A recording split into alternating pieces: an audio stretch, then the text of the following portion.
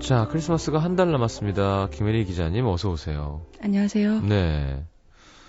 어떠세요? 크리스마스가 한 달 남았다는 사실에 대해서 네네. 세월이 쏜살 같구나 뭐 그런 생각을 하고. 정말 이 말 정말 웃긴 것 같아요. 쏜살 같구나. 예. 예, 쏜 화살 같구나. 그렇죠. 예, 예. 예. 그 김영석 씨가 항상 중국인들의 과장에 대해서 얘기할 때 너무 심하다. 그들은 구척장신 말이 되냐 270인데 뭐 관우의 청룡 언월도가 80근 뭐 50kg짜리 그램 바벨. 그리고 제일 대박은 무협 뭐 보면은 진짜 그거 정통하시잖아요. 예, 자기가 활을 탁 쏜 다음에 그 위에 타고 가잖아요. 그러니까 이게 너무 심한 거 아니냐 인간적으로. 그런 것도 있어요? 그런 거 있어요. 자기가 창을 싹 던지고 그 위에 싹 타고 가는 그런 느낌. 그게 왠지 또 될 것도 같은 거짓말 중에 하나인 것 같아요. 그렇죠. 자, 얘기 왜 했죠, 제가? 쏜살 같이. 자, 우리는 오늘은 어떠신가요, 컨디션은? 오늘요? 조금 지치신 것 같기도 하고. 네. 예, 화장을 아주 오래전에 하신 느낌이 있습니다. 아니요, 그렇진 않은데요. 네. 이번 주는 다들 좀 어지러운 한 주가 아니었을까 이런 생각이 들어요. 왜지? 왜 다들이지? 연말도 됐고, 그리고 사회적으로도 좀 큰일이 있었고 해서. 예. 스타일이 저번 주에 바뀌셨는데 이번 주에 좀 정착을 하신 건가요? 우리 작가가 예쁘다고 지금 들어오는데. 감사합니다. 그럴 거예요. 저 머리 커트하면 첫 주 정도는 약간 어색하잖아요. 그렇죠. 근데 좀 흐름이 생기는 거죠. 일주일 정도 가면은. 그렇군요. 제가 또 이제 무너지기 시작하죠. 좀 있으면. 그런가요? 옛날엔 머리가 그렇게 길었던 사람이 단발로 하는 기분은 어떨까라는 생각도 듭니다. 그게 양쪽 다 장점이 있더라고요. 제가 평생을 거의 머리를 굉장히 길게 하고 다녔었는데요. 감고 말리는 게 장난 아니죠. 근데 저는 남들이 어떤지 모르니까 그러려니 했었죠. 네. 그때도. 근데 그때 제가 좋아하던 느낌은 이렇게 가을이 돼서 바람이 불잖아요. 네. 그러면 그 바람이 머리카락 사이를 이렇게 싹 통과해가는 느낌이 너무 좋았어요. 머리가 길 때는. 네. 근데 머리를 자르고 나니까 어떤 게 좋냐면 꼭 애인이 아니더라도 가까운 사람들이 이렇게 얘기하다가 머리를 이렇게 푸시시하고 이렇게 쓰다듬어 줄 때 있잖아요. 해드려요? 그때 이렇게 푸시시하고 조그만 남자아이들 쓰다듬듯이 이렇게 에이 귀여운 녀석 하듯이 그럴 때 그때 느낌은 또 짧은 머리만이 가질 수 있는 그런 좋은 느낌이 그게 있더라고요. 좋으세요? 참, 사람들은 특이한 것 같아요. 융진 씨는요. 캐스커에 밥샵이라는 큰 흑인 선수가 있죠. 그 선수 목 뒤에 이 살이 접히는 게 너무 멋있대요. 정말 특이한 것 같아요. 그것은 상당히 흔치 않은 취향이에요. 네, 기자님도 이렇게 머리 이렇게 팍 흐트러주는 걸 이렇게. 왜 그 푸시시에 대한 로망이 있어요. 푸시시라고 하는군요, 전문 용어로. 그렇죠. 푸시시. 알겠습니다. 그럼 제가 해드리긴 좀 어려울 것 같습니다. 제가 79년생이라서. 네. 알겠습니다. 여기 가능한 사람이 배철 선배님 오셔서 한번 해주셔야겠네요. 글 잘 쓰던데요. 저녁 먹읍시다. 생각만 해도 기분 좋을 것 같아요. 여자잖아. 여자는 그냥 먹을 수 있는 거지. 네. 남자랑은 전혀 안 드시거든요. 그래요? 네, 점심만. 언제 한번 드셨다 그러지 않으셨어요? 저랑 저녁을 먹자고 해주셨죠. 그것만 해도 큰 성은이군요. 대단한 거죠. 절 여자로 봐주시거나 정말 아끼거나. 아무래도 후자겠네요. 그럼요. 감사합니다. 자, 오늘은 AI 함께 하겠죠. 인간이 되고 싶은 로봇 소년 데이빗. 이 친구가 얼굴이 기억이 납니다. 자, 기자님 일단 로봇을 하나 가질 수 있다. 어떤 로봇이 제일 좋을까요? 인터뷰 녹취 풀어주는 로봇이 있으면 좋겠는데요. 그건 로봇까지 안 가도 누군가의 어플리케이션을 하나 개발하면은 저희가 기자들끼리 얘기한 적이 있는데 한 30만 원까지는 살 용의가 있다. 이런 결론이 나왔어요. 녹취를 풀어주는? 그러니까 녹음한 사운드 파일을 이렇게 타자를 문서로 옮겨주는 거죠. 왜냐하면 그게 이제 단순 작업인데 꽤 시간을 많이 잡아먹거든요. 그렇게 어려운 기술일 것 같지도 않은데 수요층이 적어서 그런지 없더라고요. 그래서 저희끼리는 그런 얘기를 했었어요. 엄청난 오타가 나겠죠. 그래도 그런 그 초고만 거칠게라도 나와도 크게 시간 절약이 될 것 같아요. 30만 원에 계속 쓰는 그 기계?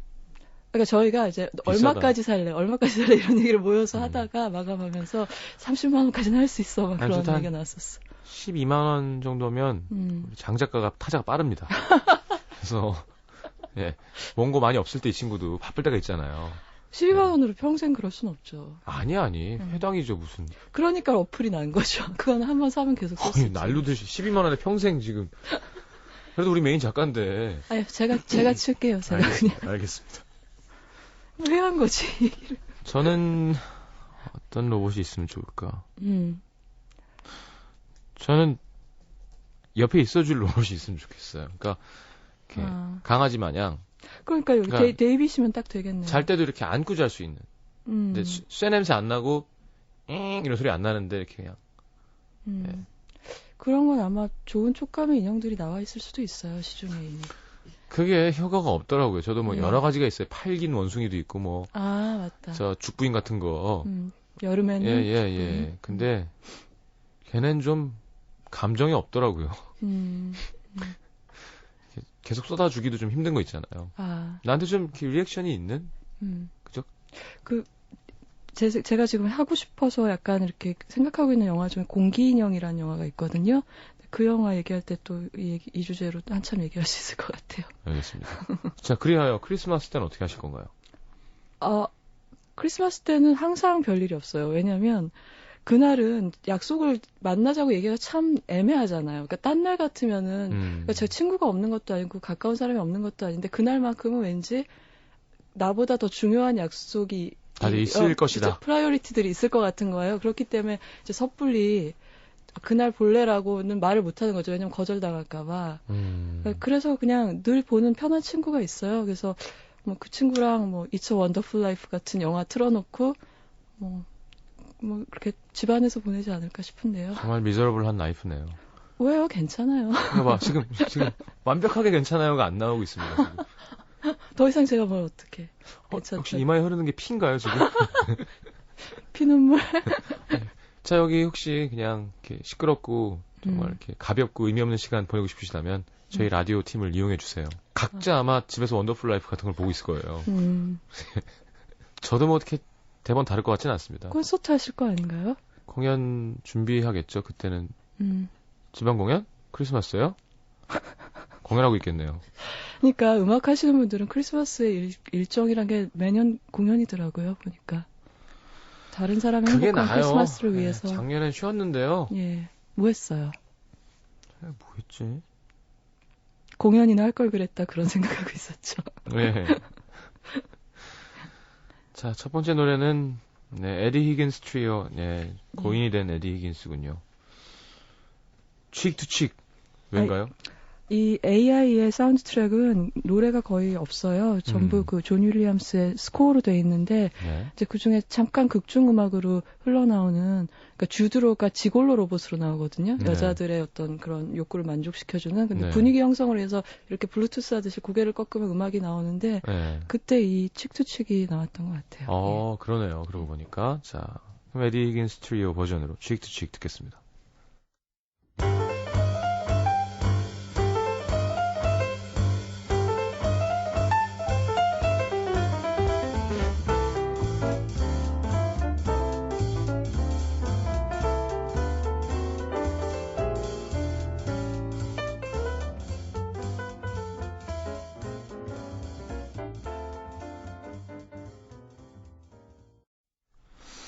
자, 에디 히긴스 트리오의 멋진 연주군요. 칙 투 칙 함께 들었습니다.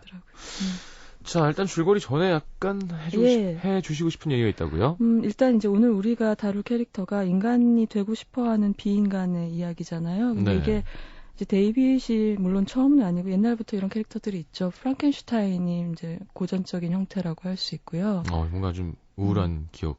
호러 영화에 들어가죠, 이거는. 그리고 리들리 스콧 감독의 블레이드 러너라는 영화를 보면은 리플리컨트라는 존재들이 나와요. 인조인간. 그러니까 인간들이 우주에 있는 행성들을 식민화할 때 그때 이제 용병으로 쓰는 그런 용도로 만들어냈는데 너무나 지성과 감성이 발달해서 이들이 마치 스파르타커스처럼 난을 일으키는 거죠. 그 영화는 왜 이렇게 호평을 받은 영화인가요? 그 영화 그 당시에 안 좋으셨어요? 그러니까 좋았는데 약간 그런 쪽 영화로서는 최고의 영화다라는 얘기를 너무 많이 듣고 보니까 그게 그러니까 사실 굉장히 이르게 이런 인공지능이나 그 사이버펑크 문화라는 말이 나오기 전부터 이제 그걸 다뤘다는 그런 파이오니어적인 위치가 있고요. 네. 그다음에 이 디스토피아의 미래상을 그리는데 프로덕션 디자인 면에서 굉장히 많은 영감을 줬어요. 그 뒷대 영화에 대해서도. 그리고 마지막으로 컬트가 될 수 있었던 이유가 굉장히 실패를 했는데 흥행에 네.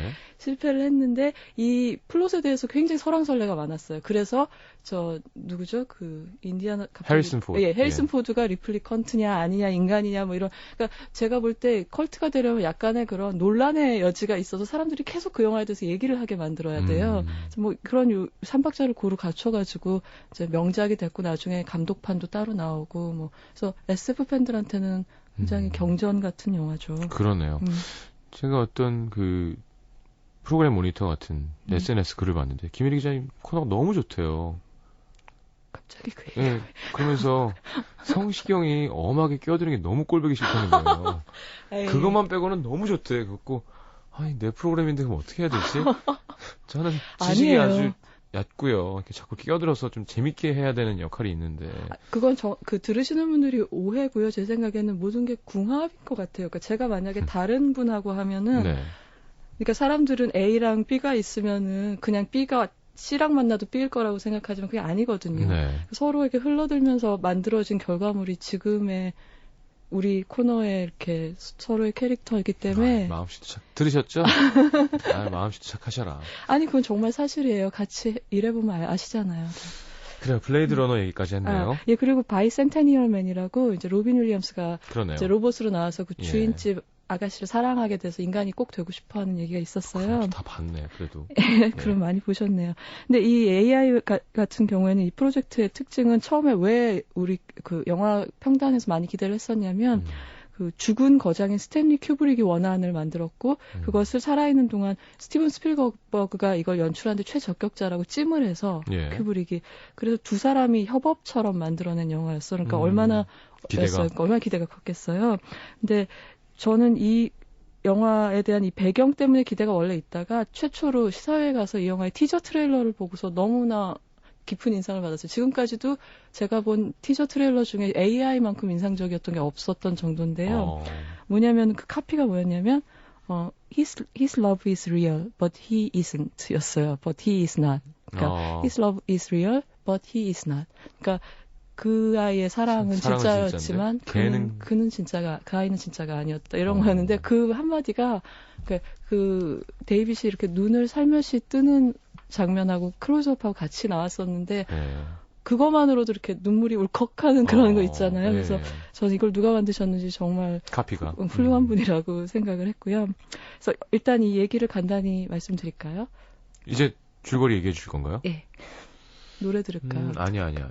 줄거리 듣고 저희 입으로 넘어갈래요. 그럼 빨리 하겠습니다. 아니요, 천천히 하세요, 그 대신. 그러니까 배경은 이제 짐작하시다시피 미래고요. 그러니까 지구 온난화 때문에 빙하가 녹아가지고 각 대륙의 연안 도시들은 다 사라졌어요. 그러니까 뭐 맨하튼, 뉴욕도 마찬가지고 베니스, 또 암스테르담, 우리나라 같으면 뭐 부산 이런 데가 사라졌겠죠.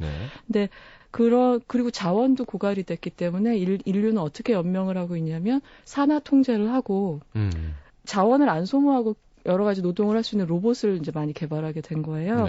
그러다 보니까 이제 주요한 로봇 회사들이 많이 생겼겠죠. 근데 매뉴팩처러들이. 근데 그중에 사이버트로닉스라는 회사가 있는데 이 윌리엄 허트가 여기서 일하는 박사, 하비 박사라는 역할을 하는데요. 그 박사가 이제 여러 가지 기능을 인간을 돕는 로봇을 만들다가 그중에 감정적인 필요를 채워주는 로봇을 만들게 된 거예요. 근데 물론 이제 육체적인 쾌락을 도와주는 로봇은 이미 존재했는데 그게 아니라 감정까지 갖게 된 로봇인 거죠. 그래서 이 어린이 로봇은 아프지도 않고 잘하지도 않고 무조건적으로 엄마 아빠를 계속 사랑하는 어린이 로봇인 거예요. 그래서 만들어낸 게 바로 주인공 데이빗인데요.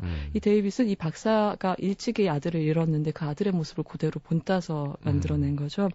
그래서 이 데이빗을 처음에 입양한 게 이 회사 직원인 헨리와 모니카 부부라는 집으로 입양이 되는데 이 집은 원래 아들이 있었어요, 친아들이. 근데 사고로 아이가 5년째 혼수 상태에 빠져 있는 거예요. 깨어날 희망도 없이 식물인간이 돼서. 그래서 결국은 이제 남편이 아내를 설득을 해서 데이빗을 입양을 하게 되는데 그 데이빗을 데려다가 어떤 과정이 있냐면 그 주인 엄마의 이름을 코드로 입력을 하면 그때부터 얘는 절대적으로 엄마를 사랑하게 되는 거예요. 예.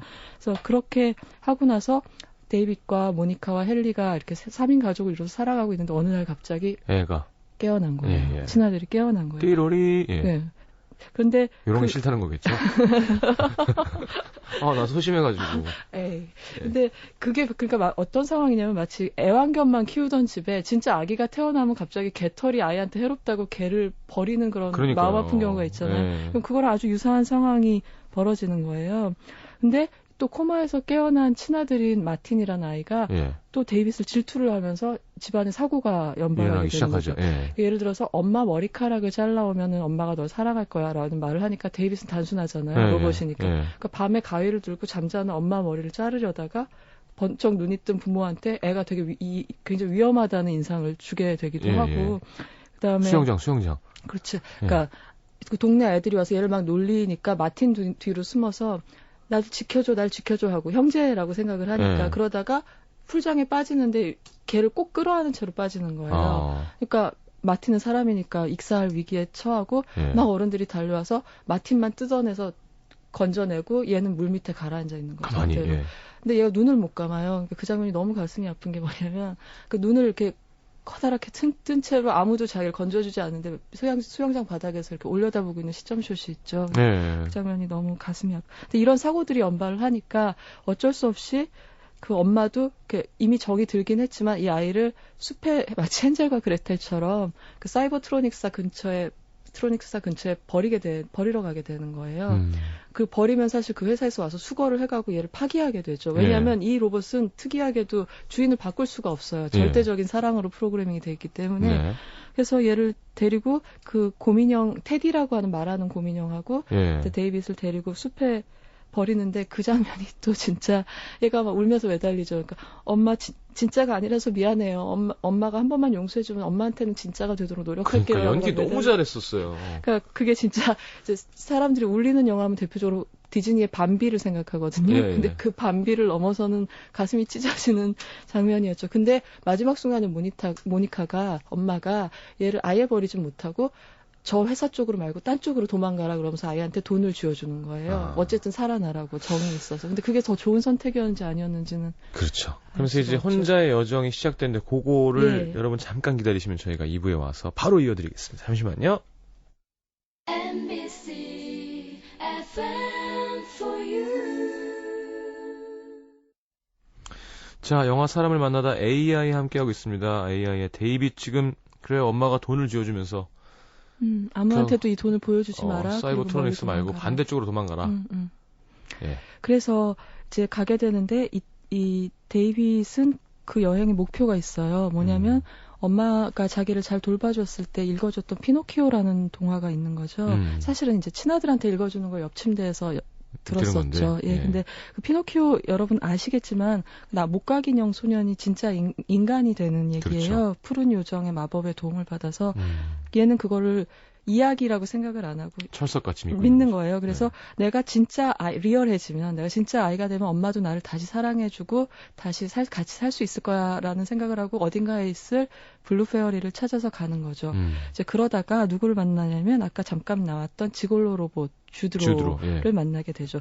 근데 이 로봇은 지골로는 이제 살인 누명을 쓰고, 누군가 인간이 의도적으로 씌운 살인 누명을 쓰고 도망을 가고 있던 중이었어요. 그래가지고, 동행을 해서 가다가 여기서 중요한 장면이 있는데, 인간성이 로봇에 의해서 위협받는다고 믿는 사람들이 이제, 어떤 로봇을 테러를 가하고 폐기물로 만들어버리는 그런 좀 잔인한 카니발을 하는 장소가 있어요. 네, 카니발이네요. 플래시페어라고 부르는데요. 영화 속에서는 거기에 끌려가기도 하고 그리고 또 거기서 구사일생으로 살아나서 다시 루즈시티라는 라스베이거스 같은 곳에 가서 모든 걸 아는 박사님을 만나서 블루페어리가 어디 있는지 묻고 그래서 결국은 그 블루페어리가 있다는 맨하탄으로 가게 되는데 거기서 기다리는 거는 그 자기를 창조했던 하비 박사죠.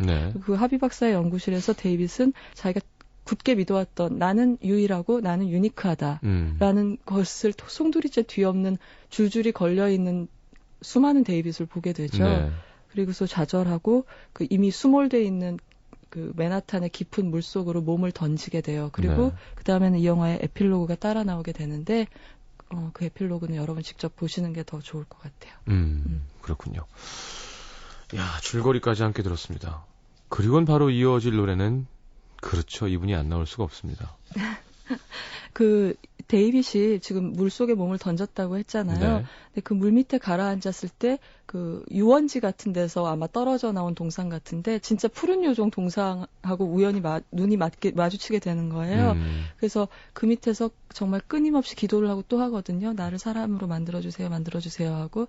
근데 그러면서 데이빗은 이제 잠들게 되고 그 사이에 뭐 지구는 빙하기가 오고 인류는 멸망하고 이런 2000년의 시간이 흘러가게 돼요. 네. 그 이후에 데이빗이 다시 깨어나서 에필로그가 이어지는 건데 네. 그 상태가 좀 어떻게 보면 코마 같은 상태잖아요. 네. 그래서 예, 서태지의 코마 이걸 두 가지 버전이 있는데요.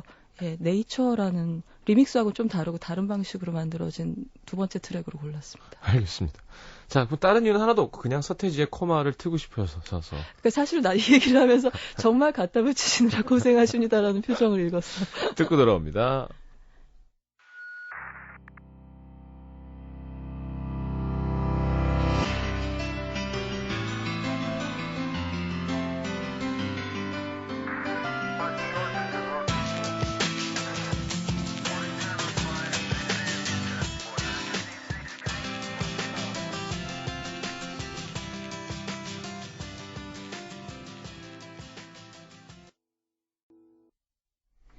자, 스테이지의 코마 함께 들었습니다. 워낙 좋아하시니까요. 자, 인상적인 장면들 일단 얘기해 주신다고요? 예, 뭐 이 영화는 제가 스필버그 영화 중에서 제일 좋아하는 뭐 세 편을 꼽으라 그래도 들어가는 영화라서 굉장히 인상적인 장면이 많은데요. 세 편 뭐예요? 글쎄요, 갑자기 또 물어보시니까 나머지 한 편은 확실히 우주 전쟁이고요. 네. 또 하나는 뭐 데뷔작 듀얼 결투라는 데뷔작도 굉장히 좋아해서 슈가랜드 특급도 좋아했었고요. 네. 뭐 그렇습니다. 알겠습니다. 예. 왜 세 편으로 두 편이라 그럴 걸 그랬다. 자, 근데 이제 장면들 중에 어떤 장면이냐면 아까 처음에 엄마가 아이로 입양을 해서 데이빗한테 프로토콜을 입력하는 장면이 있다고 했잖아요. 근데 그 단어들이 되게 이뻐요. 뭐 덩굴, 소크라티스, 뭐 돌핀, 허리케인, 그리고 맨 마지막에는 모니카, 데이빗, 모니카 이렇게 끝나거든요. 근데 이제 그 장면에서 프로토콜 참 어려운 단어죠. 예. 근데 다른 한글 말을 못 찾았어요, 제가 이거. 예. 근데 그 장면을 보면 이 영화 많은 장면이 그렇지만 뒤쪽에서 이렇게 하얀 조명이 이렇게 비쳐 나온 후광 조명 있잖아요. 네네. 근데 그게 마치 이 백라이트.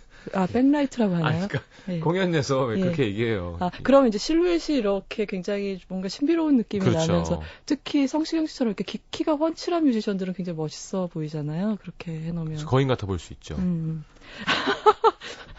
예, 근데 그때가 어떤 걸 연상시키냐면 이제 스필버그의 다른 E.T.라는 영화도 있었고, 그렇죠. 그다음에 크로스 인카운터, 그러니까 제3종의 근접조 같은 영화에서 우주인과 인간이 랑데뷰할 때 같은 항상, 그런 그 이족이 랑데뷰할 때 같은 느낌이 나는 거예요. 그래서 그 장면을 보면은 딱 그런 장면들하고 아마 맥락상 연결이 된다라는 걸 느낄 수가 있고요. 그리고 이 실내 장면들에서 이 미래가 아주 먼 미래는 아닌 것처럼 나오는데 그때 인간들의 의식주가 어떤 디자인인가라는 걸 굉장히 잘 보여주는 장면들이에요. 그래서 보면은 다 요가복처럼 약간 헐렁하고 편한 옷들을 입고 있어요. 그 미래의 사람들은. 근데 그리고 이제 실내에는 보면은 분명히 서양의 가정인데 일본 집 같은 약간 미다지문들 있잖아요. 그런 것들이 들어가 있어요. 그래서 그 일본의 그런 브랜드 하나 있잖아요. 이렇게 상표 안 쓰는 브랜드. 무슨 양품이라고 있는데 거기에서 가져온 것 같은 가구들로 많이 채워져 있죠, 이 영화가. 그래서 뭔가 이 동양 문화에 많이 영향을 받았다 이런 걸 느낄 수 있고요. 미술 쪽에서 해결한 거겠죠, 그건? 예, 근데 이 영화 이어서 나온 마이너리티 리포트라는 미래 영화가 또 하나 있는데 거기서도 그 생활상을 보여주는 이런 소소한 생활용품 디자인들이 굉장히 볼만해요. 그래서 스필버그가 약간 꽂힌 건가요, 그러면? 그런 거에 좀 재주가 있으신 것 같아요. 자동차도 그렇고. 그리고 이제 두 번째로 말씀드리고 싶은 장면은 그 인간성 옹호가 로봇 파괴로 이루어질 수 있다라고 믿는 과격파들이 벌이는 아까 그 카니발 얘기했잖아요.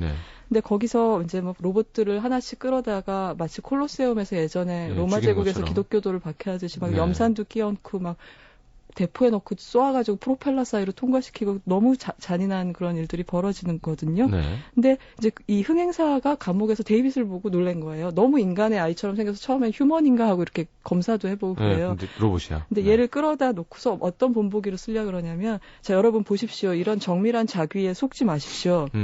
그러면서 이런 기만에 속지 않아야 한다는 거를 보여주려고 얘를 이렇게 형틀에다가 딱 얹어놨는데, 사람들이 여기서 재밌는 일이 그 전광판에 얘 모습이 비춰지고 데이빗이 나는 피노키오가 아니에요. 태우지 마세요. 난 데이빗이에요. 막 이렇게 울부짖으니까 그때 사람들이 막 뭔가를 병을 던지고 막 이러는데 그게 데이빗한테 던지는 게 아니라 이 아이에게 돌을 던지라고 했던 그 흥행사한테 그렇죠. 돌을 던지기 시작하는 거죠. 그러니까 여기서 우리가 지적할 수 있는 부분은 뭐냐면 그 흥행사는 이 로봇들이 감정을 흉내내고 있으니까 속지 말라고 얘기하지만 과연 그러면 이 로봇의 감정과 인간의 감정 사이에 어떤 본질적인 차이가 있는가를 물을 수가 있는 거예요. Love is real. 그러니까요. But I'm not. Yeah, 그리고 또 but he isn't. 거꾸로는 그럼 우리 인간이 갖고 있는 감정은 전혀 흉내내지 않은 것인가라는 생각도 할 수 있어요. 그러네요. 그렇죠? 그러니까 우리가 감정이라는 걸 학습으로도 많이 배우잖아요. 그렇죠. 그러니까 누군가의 감정을 우리가 내 거라고 착각하고 흉내내는 감정도 사실은 많거든요. 이럴 땐 이래야 돼. 이름직해. 뭐 이렇게. 그리고 점점 더 과학이 발달할수록 우리가 알고 있는 감정이라는 것이 많은 부분이 호르몬의 작용일 때가 그렇죠. 있고, 육체에 의한. 그렇죠. 뇌 시내시스사의 전기 신호가 만들어내는 것일 수도 있잖아요. 네. 이랬을 때는 이 아티피셜 인텔리전스로 들어간 로봇의 감정하고 정말 무슨 차이가 있겠냐. 그리고 또 하나는 이게 영화에 대한 비유로도 읽을 수가 있는데요. 네. 영화라는 것이 사실 인공적으로 조작된 감정이잖아요. 그리고 영화를 보는 동안 우리가 실생활에서와 유사한 감정을 느끼는데 그럼 이것은 가짜인가? 그렇죠. 이런 질문도 해볼 수 있는 거죠. 그래서 그 장면을 보면서 많은 생각이 들었어요. 그렇죠. 정확하게 이해가 됩니다. 네. 역시 최고의 설명. 그러네요, 진짜로. 맞아. 감정도 학습된 것이다? 아니, 그것까진 잘 모르겠지만 분명한 건 어쨌건. 전부 그런 것은 아니지만. 어쨌건 이 육체 안에서의 전기 신호에 의한, 호르몬에 의한. 그러니까 그런 부분이 점점 밝혀지고 있잖아요. 뭘까요? 그래서. 그러니까 저는 이런 것 같아요. 그러니까 점점 인간에 대해서는 기계적인 관점이 많이 알려지게 되고 기계는 점점 더 인간화가 되는 거죠. 기술이 발전할수록. 그러니까 그게 점점 더 물론 같아지지는 않겠지만 그러니까 사이버펑크라는 게 그런 거잖아요. 인간과 기계가 접속하고 가령 우리가 핸드폰 손에서 못 댈 때 그것은 신체의 연장처럼 느껴질 때가 있잖아요. 특히 어린 세대들을 볼 때. 그러니까 지금 우리 시대가 그런 것에 대해서 고민을 할 수밖에 없는 시대인 것 같고 AI는 그런 걸 이제 굉장히 정확하게 짚어낸. 그리고 사실 이 영화의 프레스 정켓을 호텔 같은 데서 안 하고 어디서 했었냐면 기억이 제가 가진 않았는데 MIT에서 했던 기억이 나요. 그러니까 뭐 그런 것들을 프레젠테이션 하면서 했었거든요. 사실 뭐 인간이란 존재가 한 세기를 뭐 겨우 채 못 살고 막 이러니까. 그렇죠. 지구의 전 역사를 통틀어 보면 아주 한 줌의 우주를 통틀어 보면 진짜. 근데 변화의 속도를 보면 확실히 말이죠. 그러니까 우리 어렸을 때 드래곤볼에 뭐 이렇게 상대방 전투력 측정하는 거 있고 이렇게 통신을 이렇게 하고 얼굴을 보면서 웃긴 말도 안 되는 소리 하고 있네 이랬잖아요. 영상 통화 하잖아요. 그러니까 이 변화의 속도에 따르면 분명 뭔가 모르겠어. 우리가 영화에 보는 것까지가 아니었으면 좋겠지만 그러한 변화가 분명 있을 거라는 불안한 생각도 들긴 해요. 그걸 우리가 실제로 못 보고 죽는다고 하더라도 어떻게 하지? 그러니까 전화기 무서운 거예요. 그래서 저항하고 계신 거죠, 지금 홀로 외롭게. 자, 노래 한 곡 듣고 돌아옵니다. 윤상의 Back to the Real Life. 역시 뭐 가사에서 나오는. 뭐 그런 것도 있는데 사실 세 번째 곡은 제가 애청곡을 틀으려고 했는데 잠깐 말씀드리자면 제가 세 곡을 고르면 두 곡은 방송국에 없어요. 루시 슈월츠요. 아니요, 그 전에 또 있었는데 그것도 없었어요. 그래서 이제 FM이 음악을 소개하는 기능도 큰 건데. 음악을 좀 많이 갖춰주셨으면 하는 작은 바람이 있습니다. 이런 거죠. 대신 사과드립니다. MBC FM4U. 자, 윤상의 Back to the Real Life 듣습니다.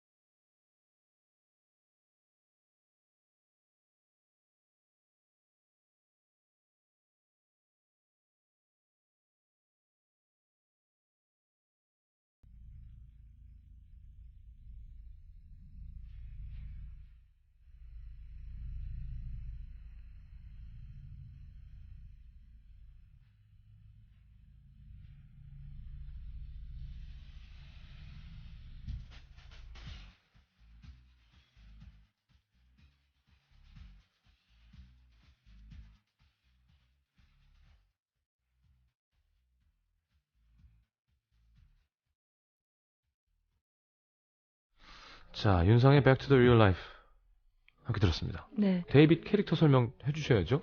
예, 좀 짧게 해드리면은 네.